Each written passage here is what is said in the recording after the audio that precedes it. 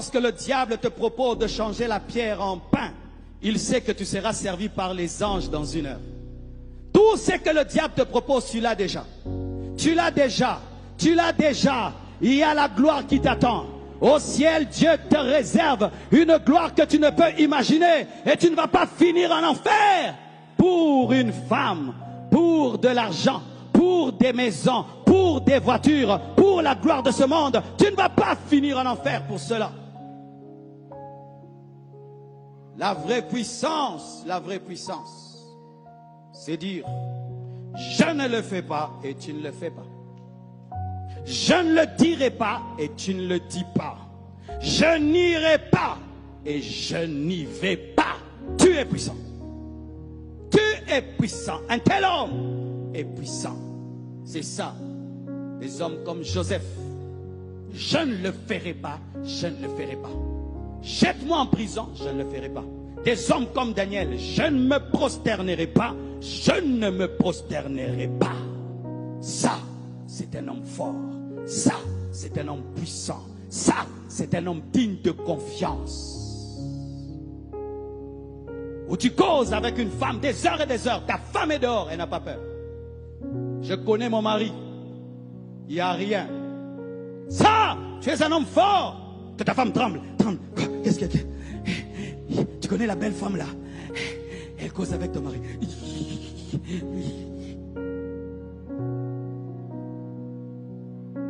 Où on sait que même en catimini, on peut te proposer des millions. On te dit, tue ton frère. Je préfère mourir pauvre. Je ne le tuerai pas. As-tu ce niveau-là? Si tu n'as pas ce niveau-là, tu n'es pas puissant. Quel est le péché qui te fait tomber? Quelle est la chose devant laquelle tu fléchis tes genoux?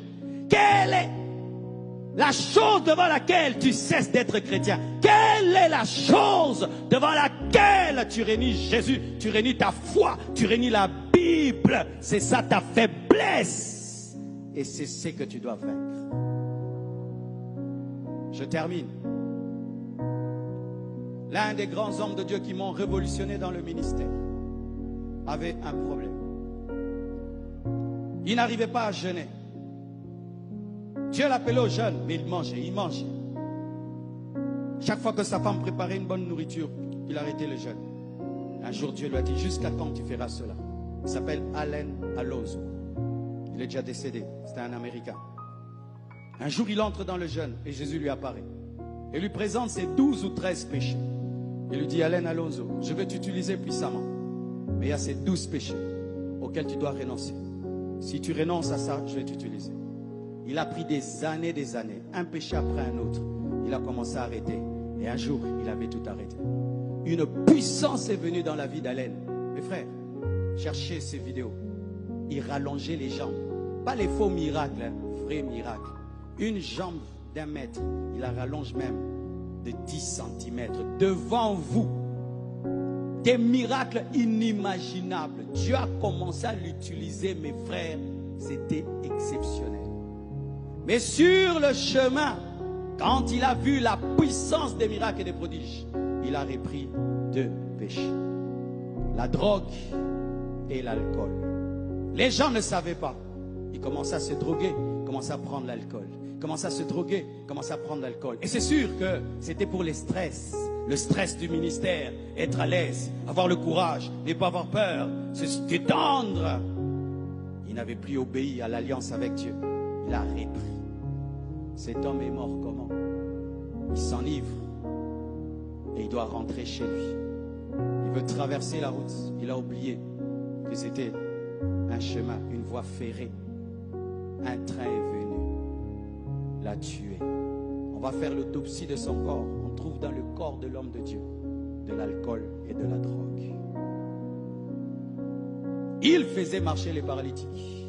Il ouvrait les yeux des aveugles. Il rallongeait les pieds. Mais il ne pouvait pas tenir devant une bouteille d'alcool. Cette bouteille d'alcool que toi, tu n'as jamais prise. Depuis que je suis païen, l'alcool ne me dit rien. Même quand on prend la Sainte Seine avec un peu de vin, ça me dérange. Mais lui, le grand, il ne pouvait pas résister devant de l'alcool. La chose qui te fait pécher est ridicule. Tu dois savoir, elle est ridicule. Parce que toi, elle te fait tomber tous les jours. Mais il y a des gens qui ont fait 20 ans, ils ne sont pas dedans. Et des fois même, c'est un nouveau converti. Des fois même, c'est un enfant qui a l'écodime. Un enfant qui a l'écodime. Mais il a une victoire sur une chose que toi, qui es ici, tu tombes dedans tous les jours. Alors arrête de te justifier, mon frère. Parce qu'au dernier jour, tu sais, quand tu voudras argumenter, Dieu va te présenter des hommes de la même nature que toi, qui ont obéi, pendant que toi, tu présentais des excuses. Alors, mes frères, quelle est la solution? Dis, quelle est la solution? Comment faire pour avoir la puissance d'aimer, la puissance de pardonner, la puissance de se sanctifier, la puissance de jeûner, la puissance de persévérer? Elle est dans une question de Jésus-Christ. Lorsque Bartimée vient voir Jésus-Christ, Jésus-Christ lui dit, que veux-tu? Comment on peut poser une telle question à un aveugle? C'est évident, il veut voir. Non, ce n'est pas évident.